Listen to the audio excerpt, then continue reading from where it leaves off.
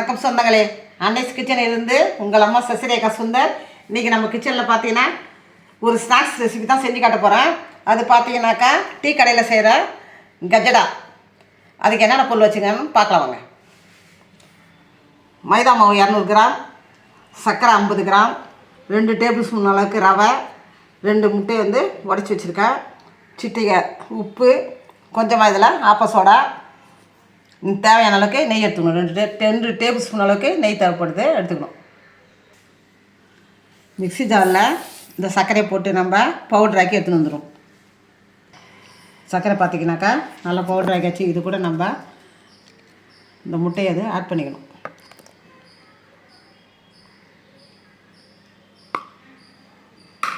இதில் ஒரு ஓட்டு எடுத்து வந்துட்டு தான் இந்த கிணத்துல பார்த்தீங்கன்னாக்கா இந்த 200 கிராம் மைதாவை போட்டுக்கோ. அதில்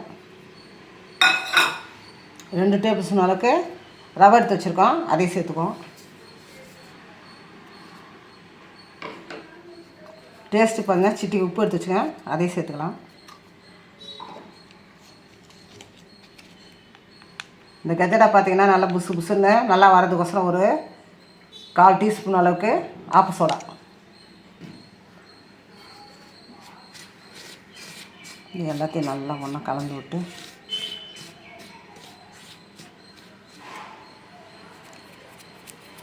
இது கூட பார்த்தீங்கன்னாக்கா 2 டீஸ்பூன் அளவுக்கு நம்ம நெய் சேர்த்துக்கலாம். நெய்யும் சேர்க்கலாம், இல்லைன்னா சன்ஃப்ளவர் ஆயில் இருந்தால் அதையும் நம்ம சேர்த்துக்கலாம். நெய்க்கு பற்றி சன்ஃப்ளவர் ஆயில் நம்ம சேர்த்துக்கலாம்.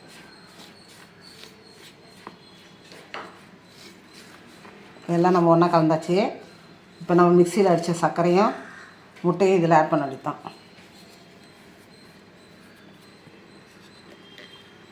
இந்த 2 முட்டையும் 50 கிராம் அளவுக்கு சர்க்கரை எடுத்து வச்சுருந்தோம்ல, அதை நல்லா அடிச்சாச்சு. பார்த்தீங்கன்னாக்கா நல்லா பேஸ்ட்டாக அடிச்சாச்சு. அதை கலந்து நம்ம ஒரு சப்பாத்தி மாவு பதத்துக்கு நம்ம இதை பிசையணும். பார்த்திங்கன்னா ஜாலில் பார்த்திங்கன்னா கொஞ்சமாக தண்ணி கலந்துக்கணும்.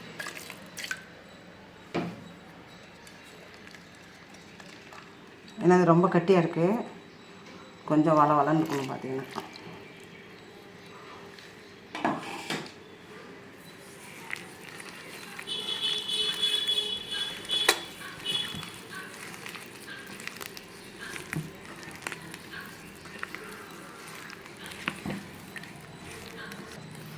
நல்லா வளன்னு நம்ம பிசைஞ்சு வச்சுட்டோம்.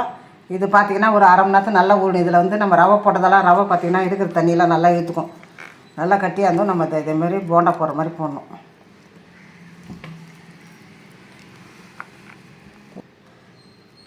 இதை மூடி போட்டு ஒரு அரை மணி நேரத்துக்கு நல்லா ஊற வச்சு அதுக்கப்புறம் பார்ப்போம்.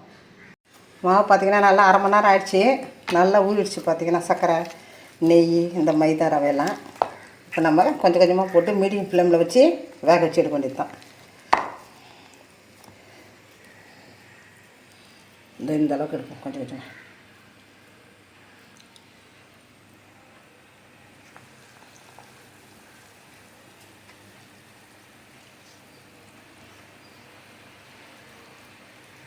ஸ்வீட் பார்த்திங்கன்னா கொஞ்சம் கம்மியாக தான் இருக்கும். இதில் ஸ்வீட் கம்மியாக தான் நல்லாயிருக்கும் சாப்பிட்றதுக்கும். பார்த்திங்கன்னா மீடியம் ஃப்ளேம்லேயே வச்சு தான் நம்ம எடுக்கணும். இதை உள்ளே அப்போ தான் வேகும்.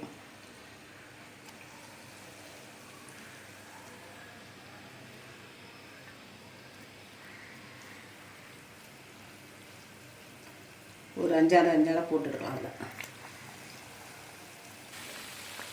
நல்லா சேர்ந்துடுச்சு. இப்போ எடுத்துக்கலாம்.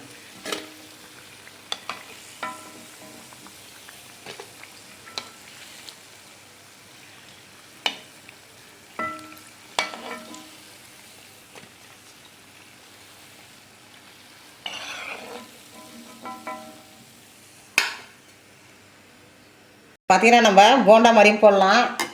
அது தானே அந்த விசில் விட்டோம். இல்லைன்னா நம்ம கத்தியால் பாருங்கள், இந்த மாதிரி கொஞ்சம் லேசாக 2 பக்கம் இப்போ லேசாக அப்படி கட் பண்ணி போட்டால் அது கொஞ்சம் ஷேப்பாக வரும். வேறு ஒன்றும் இல்லை, இந்த மாதிரி நம்ம போடும்போது அது ஒரு ஷேப்பாக வரும்.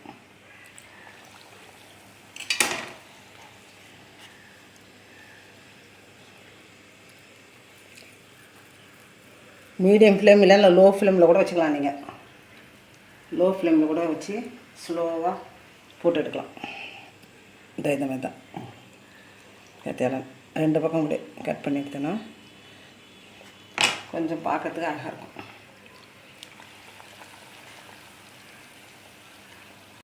நம்ம அனீஸ் கிச்சனில் பார்த்தீங்கன்னா இன்றைக்கி மைதா மாவு வச்சு தான் நம்ம டீ கடை கெட்டடா செஞ்சோம்.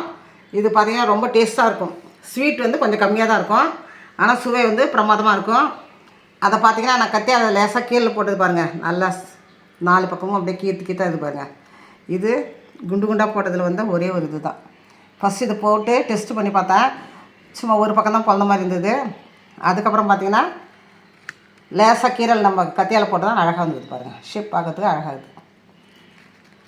குழந்தைங்களாம் பார்த்திங்கன்னா ரொம்ப விரும்பி சாப்பிடுவாங்க. இதை பெரியவங்களும் சரி குழந்தைங்களும் சரி விரும்பி சாப்பிடுவாங்க. எப்போ உங்களுக்கு டைம் கிடைக்குதோ அந்த நேரத்தில் பார்த்திங்கன்னா ஈவினிங் ஸ்நாக்ஸ் மாதிரி செஞ்சு வீட்டில் இருக்க பெரியவங்களுக்கும் கொடுங்க, குழந்தைங்களுக்கு கொடுங்க. ரொம்ப வந்து டேஸ்ட்டாக இருக்கும். பார்த்திங்கனாக்கா ஸ்வீட் பிடிக்கிறவங்களுக்கெல்லாம் இது ரொம்ப ஆசைப்பட்டு சாப்பிடுவாங்க. பார்த்திங்கனாக்கா செஞ்சு பார்த்துட்டு எனக்கு கமெண்ட்ஸில் சொல்லுங்கள். லைக் பண்ணுங்கள், ஷேர் பண்ணுங்கள், கமெண்ட் பண்ணுங்கள். மறக்காமல் என்னுடைய அனீஸ் கிச்சனுக்கு சப்ஸ்கிரைப் பண்ணுங்கள். தேங்க்யூ.